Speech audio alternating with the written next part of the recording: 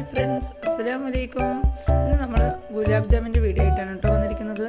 നമ്മൾ ആച്ചിയുടെ ഒരു പാക്കറ്റ് ഗുലാബ് ജാമിൻ്റെ ഒരു പൊടി എടുത്തിട്ടുണ്ട്. നമ്മൾ അതിനൊരു പാത്രത്തിലേക്ക് ഇട്ടതിന് ശേഷം ആവശ്യാനുസരണം കുറച്ചായി വെള്ളം ചേർത്ത് നമുക്ക് നന്നായിട്ടൊന്ന് മിക്സ് ചെയ്ത് കൊടുക്കാം.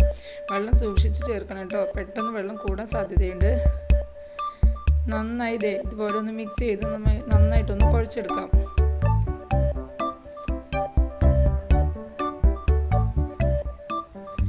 അതിൽ നിന്നും ചെറിയ ഉരുളകളാക്കി നമുക്ക് എടുക്കാവുന്നതാണ്.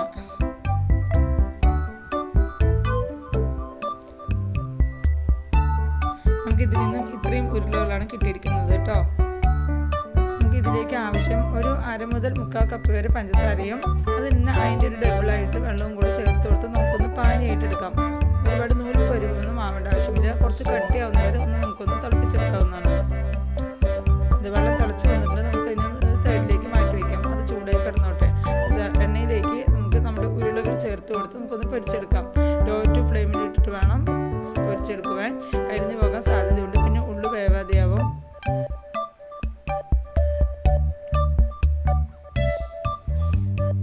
നമ്മുടെ ഉരുളകളെല്ലാം ഒന്ന് റെഡി വന്നിട്ടുണ്ട് കേട്ടോ. നമുക്കതിന് കോരി എടുത്തതിന് ശേഷം ഒരു ബൗളിലേക്ക് മാറ്റിയതിന് ശേഷം നമുക്ക് എല്ലാം ഒന്ന് വറുത്ത് കോരിയെടുക്കാം.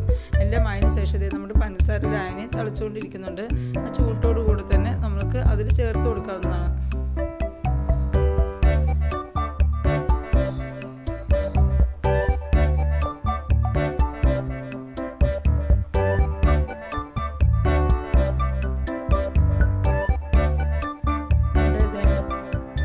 ടേസ്റ്റിയായ ഗുലാബ് ജാമുൻ റെഡി ആയിട്ടുണ്ട്. അടിപൊളിയാണ്. ദീപാവലിക്ക് മാത്രമല്ല കേട്ടോ, നമുക്ക് എപ്പോൾ വേണമെങ്കിലും റെഡിയാക്കാമല്ലോ.